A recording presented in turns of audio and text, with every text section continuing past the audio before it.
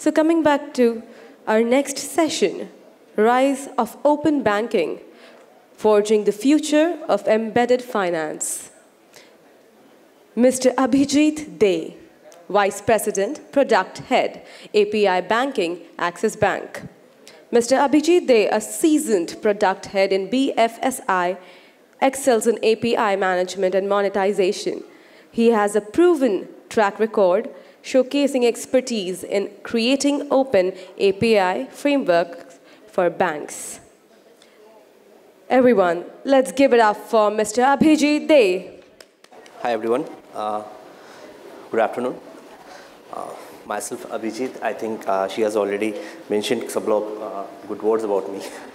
I'll just come straight to the point. That topic I'll be discussing today is rise of open banking. Open banking, if we see the history of open banking globally, in 2017 in Europe, when that PSD2 norms came, banks, mostly under European Union, the banks been directed to share data in a secure way with lots of fintech and other third-party players, just to create an ecosystem. At the same time, in India, the use cases mostly around UPI or digital payment, beyond the border payment, right? These payments system and this ecosystem started. So the rise of open banking in India and Europe and partly in North America started in the same time.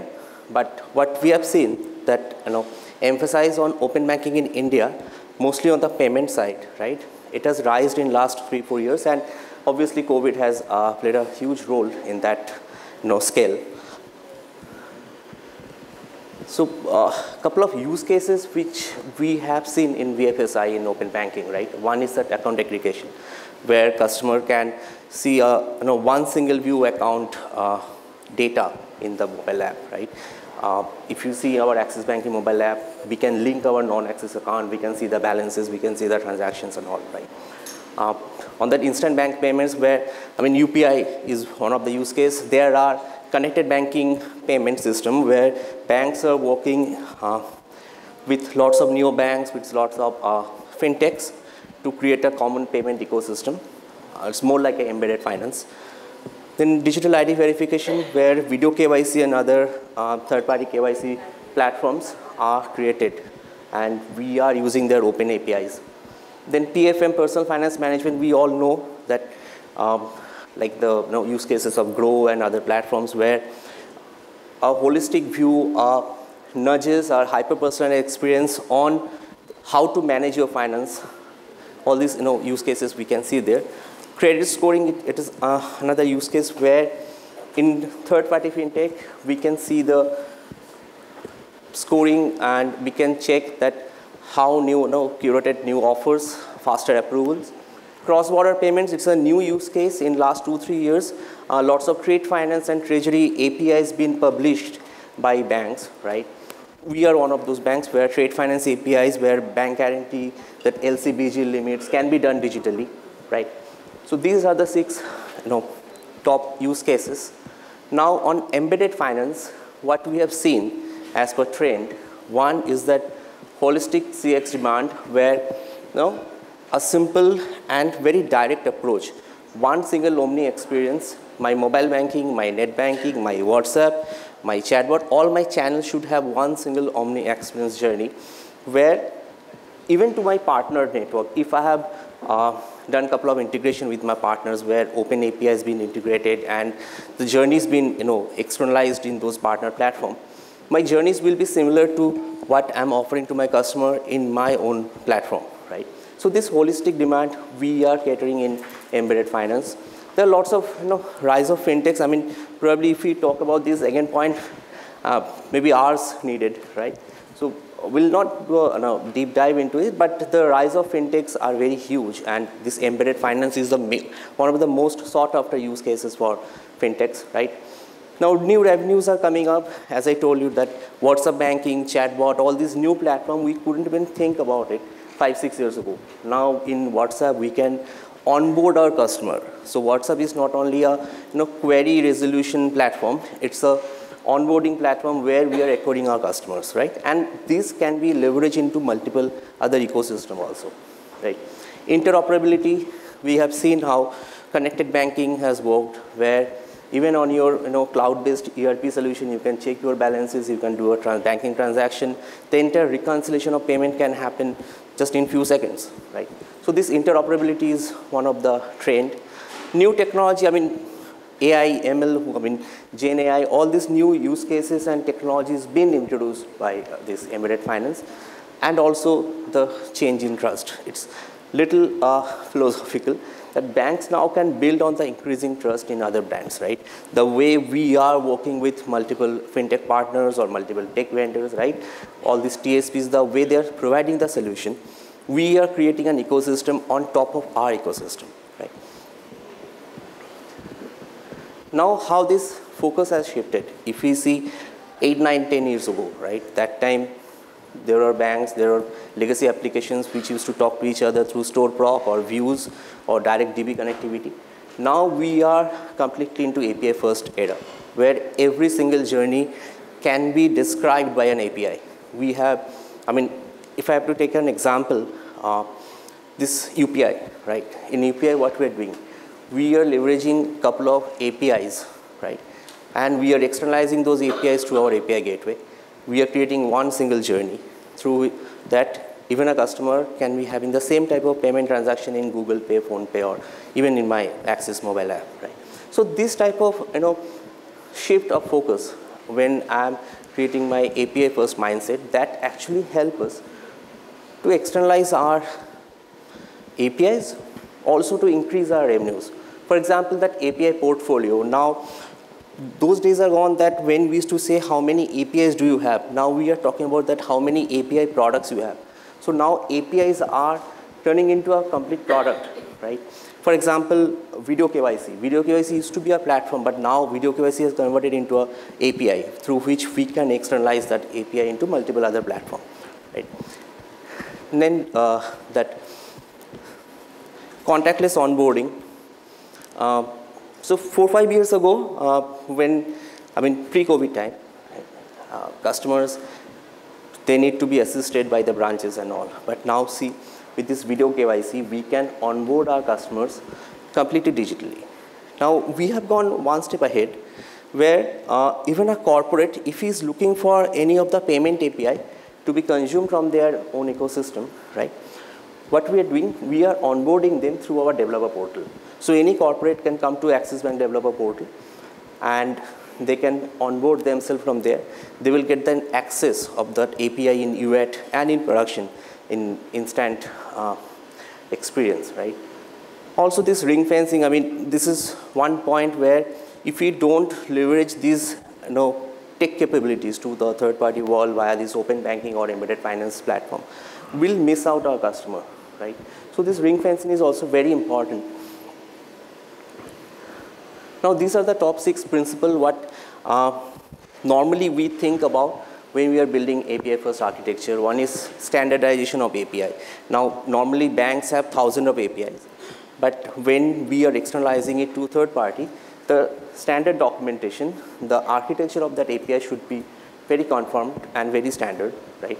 Then the scalability, I mean, we should have that capability that with some low-code environment, with few low-code development, we can scale up our APIs. Stability is one of the major issue because there are still legacy applications. So this hands-off between legacy and cloud, right? We should have that stable platform. Versioning is needed, otherwise that depiction and all will not be there.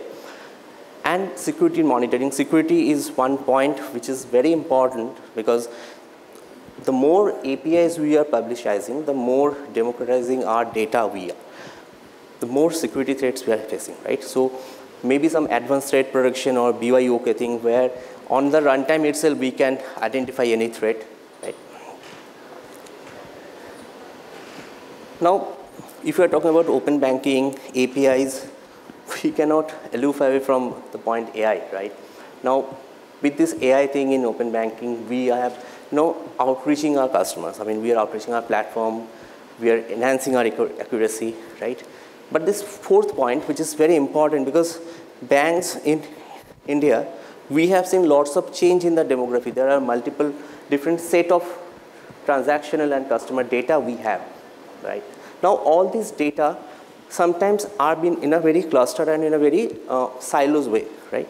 So silo data structure is a very pertinent problem for large BFSIs, right? So with the help of AI, we can actually identify those silos.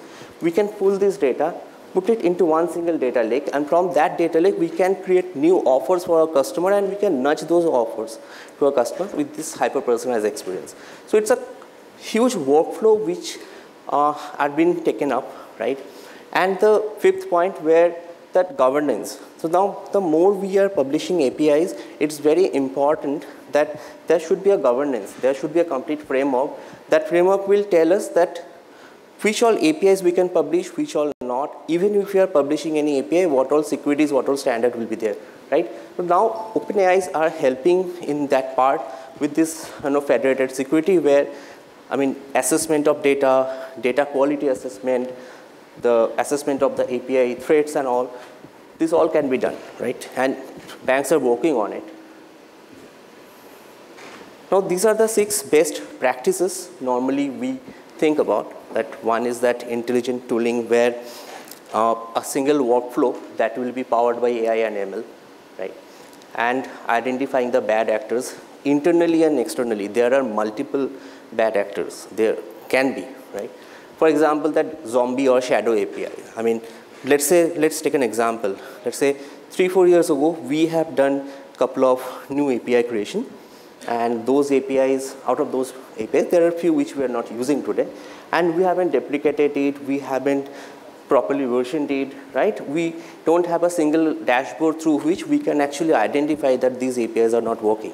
Now, all of a sudden, one of these APIs started reacting, right? And that create lots of trauma in the entire ecosystem. So these APIs are called shadow and zombie API, and AI is helping a lot. There are a couple of use cases where one single dashboard can even give me the propensity that if any API is not being used in last couple of months, that may have a potential to be a zombie API, right? So these are the best practices. Even the third one, that shifts in the legacy security system. Now, all these, BOLA or ransomware, right? I was reading one document a couple of days ago, and I just learned that in the darknet, even with $100, we can get a ransomware as a service. So we are talking about BaaS, right? Banking as a service. There are people who are building ransomware as a service. Just imagine how, and the age group they do belong normally. And I'm not going by any Hollywood movie script, but it's actually happening. Now, these best practices or all these practices can help us where I can actually identify that ATP, that advanced threat protection, right? If any traffic, if any particular, I mean, let's say one of my API consumer, he is calling my balance inquiry API 10 times in a day normally. And if all of a sudden I see there is a surge in the hits, I have started seeing that they are calling this API for 100 times. There may be some threat. There may be some propensity that something has gone rogue in their ecosystem, right? So these are the practices, right? Zero trust, obviously, we all are abiding by it, we know. But still, sometimes there can be some unintentional loopholes that we definitely need to take care of, right? Now, with this, I'll go to the last slide where I'll try to walk you through with a simulation, right? So this is how this BaaS or embedded finance is working today in open banking arena, right? So let's assume John, he's a food entrepreneur. He runs a cloud kitchen at Central Street. He knows how to prepare a very lip-smacking burger for you, but he doesn't have a bank account. He always struggles with short-term credits, or he always struggles with vendor payments. He forget about his payments and all, right? One day, he's been introduced with a fintech called Fintech A, and Fintech A, in turn, helped John to open an account with Bank A. And this entire bank account opening journey happened in Fintech A's platform. It was a complete native journey. For this, John need not to go to any branch of that particular bank, or he need not to talk to any of the agent of that bank, right? So this entire journey of opening account has been done by that Fintech A, right? Now, after that, John also got a subscription of ERP-based software provided by Fintech A, And there John linked his bank account with that ERP. And now John can manage his accounting entry, his finance, payment. He can reconcile all these transactions in that ERP solution. And he is not normally logged into that mobile banking app of Bank A, though he has the access. Now, after a few days, Fintech A helped John to check his credit health. John didn't know that his credit score is not that good, right? But with this couple of good transactions, few of the credit rebuilding programs, with the help of Fintech A, John got some good credit score, and he received some instant credit as a cashback. Now John redeems those credit to Bank A, which he has received from Fintech. That credit got converted into a cash into his bank account. Then also John got a competitive analysis that how other players are working in this domain. I mean, maybe some, like John, there will be Tom in few blocks, after few blocks, right? And how he's also performing. All this benchmarking he got in that Fintech A's ERP. Then one day Fintech A introduced John to Bank B, where where John got a better deposit rate and he booked a FD. Now, for the first time, John books an FD. Now, from there, AI-powered personal finance manager by Fintech A provide John a report that says that now it's time for you to apply for a loan and go for another branch, right? So John got a pre-approved loan offer from Bank A, and he got that loan approved. That entire disbursement happened in Fintech A's platform. And from there, John, with this balance, John opened another shop, his second grocery shop at Market Square, right? John is now happy. But this entire ecosystem, that journey which I was trying to explain here, it actually simulates how a problem statement of a normal, regular vendor can be, solved with the collaboration between a fintech, a bank, and this is called open banking, where I'm connecting my applications, my day-to-day applications with a bank platform, and it's completely secure, right? So this is what our value props we can offer, we can foresee with this connected banking or embedded finance. Having said that, I think time is up, so that's all. Thanks. If you have any questions or inquiry, I was happy to answer. Thank you for the valuable session, Mr. Abhijit De. It was an honor hearing you. With that, I would also like to invite on the dais Mr. Mrunal Singh, President of ScoreMe Solutions, to felicitate Mr. Abhijit De, Vice President, Product Head, API Banking, Axis Bank.